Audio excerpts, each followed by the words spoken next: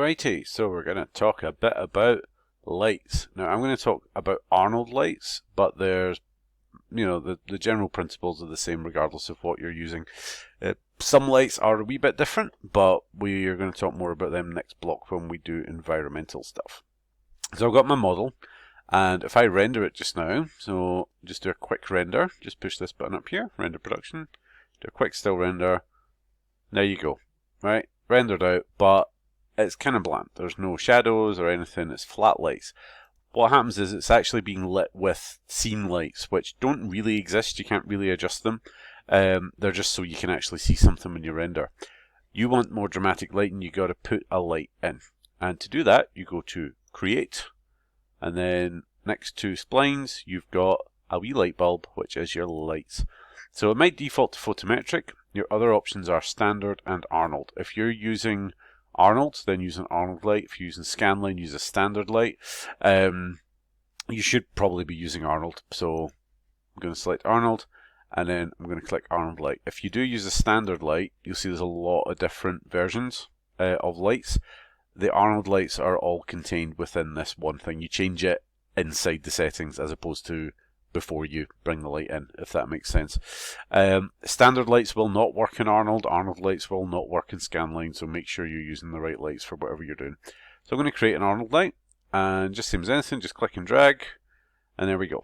So we've got the light here, we've got the target for the light, and all that does, the only thing it does is, you can see the light moves, it points at the target, so it's quite handy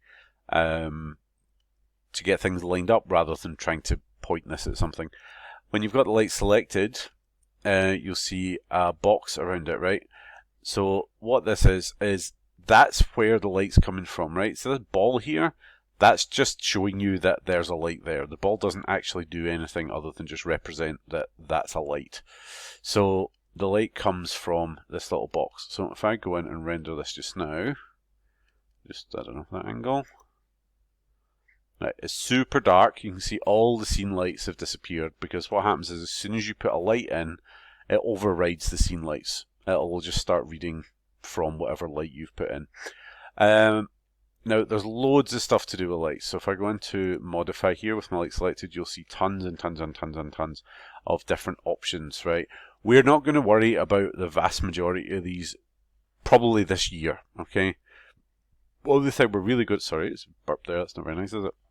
The only thing we're really going to worry about is potentially the shape, although probably not, the size, and then maybe the color, and then the intensity and exposure. That's how you make the light brighter.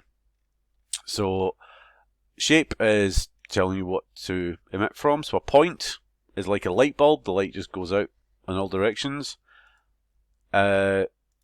Distant, I think it's like a direction light. To be honest, I'm not entirely sure. Spot is a spotlight, so you can see the hot spot here and the fall off there. We'll get to all these later, but it's worth playing around with them. Quad is, well, a quad.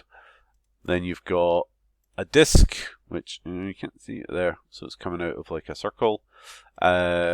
Cylinder is a cylinder, and then sky domes we'll get to later, right?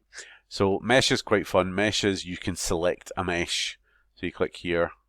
You can select a mesh, and that mesh will become the light bulb, which is kind of cool. But again, we'll talk about more of these next block when we do atmospherics and environments. For the moment, you're probably just going to want to use quad. Quad's nice and easy. This is controlling the size. Now bear in mind the light is coming out of that shape, whatever the shape is, that's emitting the light in the direction that this line is pointing. So if I make this super big, then there's more light coming out. But that doesn't mean the light's brighter. You'll see if I render that, the light is no any brighter than it was. Because we need to adjust some other settings to do that. So they do intensity and exposure.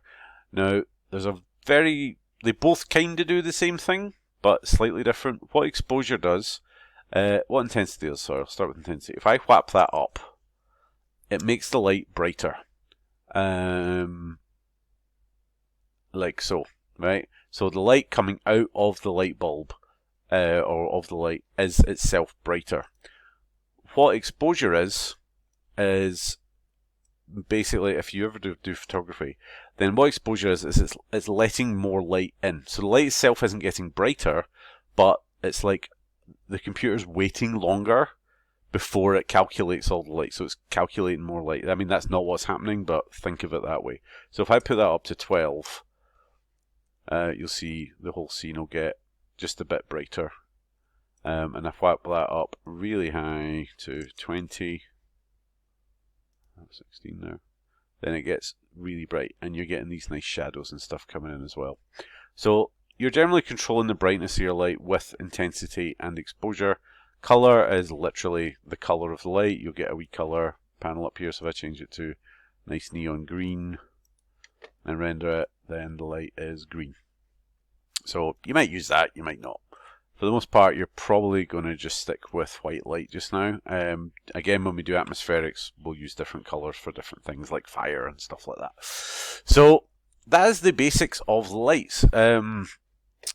You'll notice that put the exposure seems to cap at 16. I'm sure you could go higher than that. Right. So I'm going to whap the intensity up as well in that case and mix them both together.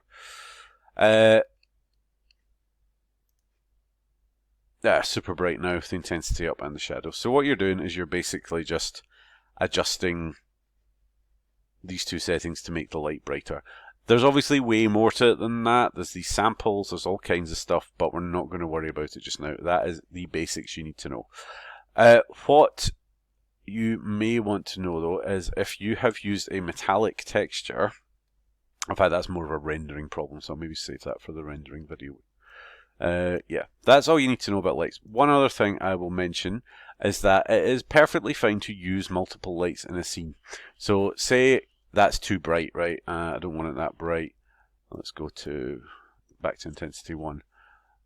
Right, if I want to render that out, and I quite like the light, I like the angle and the shadows, but it's a wee bit dark and I don't want to put the intensity up too much because it's just making it a wee bit stark. I'm just going to copy this light over, so shift and drag will allow you to copy a light just like anything else. And I'm going to just angle that. See, again, this would be easier if I had a target. So let's go up here and turn target on. And I want this to be just like an overcasting light that's going to hit the whole thing, right? But I don't want it to cast shadows because I want this here to be the light source. Let's see that. Get out. Let's move over a bit. I want that to be the main light source. I just want this to be like a secondary light, but I don't want it to cast shadows because I don't want it to actually be a light from a scene. So imagine this is like a lamp or a torch or something. I just want this to be adding light to the scene, but not actually be part of the scene. So if you go down here, you can turn off cast shadows. And what that'll do is it'll just add a bit more to the scene. Now this is going to be as bright as that because I've got the same settings copied over. So just remember that if you're doing that. I'm going to go to exposure 10, I think. And then I'm going to go in. And don't know how visible. I'll turn it off and on, I guess. So, oh, how annoying. I don't want to change my camera angle. So let's turn this light. I'm just going to turn this light off. That's on and off, obviously. And render that out. Now, so you can see how dark it is. Just being lit by the light above. I actually turned off the wrong light there. Oh, what a great video, Mark. Anyway, so by combining these lights, you can fake light, and you can create, actual lights that you might want from, daylight or a light source of some kind.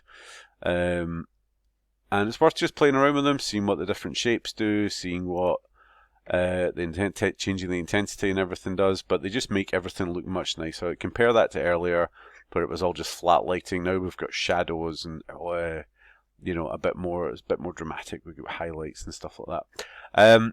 You can adjust how shiny these things are, but we'll talk about that in another video. I've already talked about it a bit in the thingy video, the materials video, but I will going to do another video on rendering, and we'll maybe talk a bit more about it there as well. Alright, so that's a basic intro to lights. All you need to know right now. We will obviously do more next block. Alright, enjoy.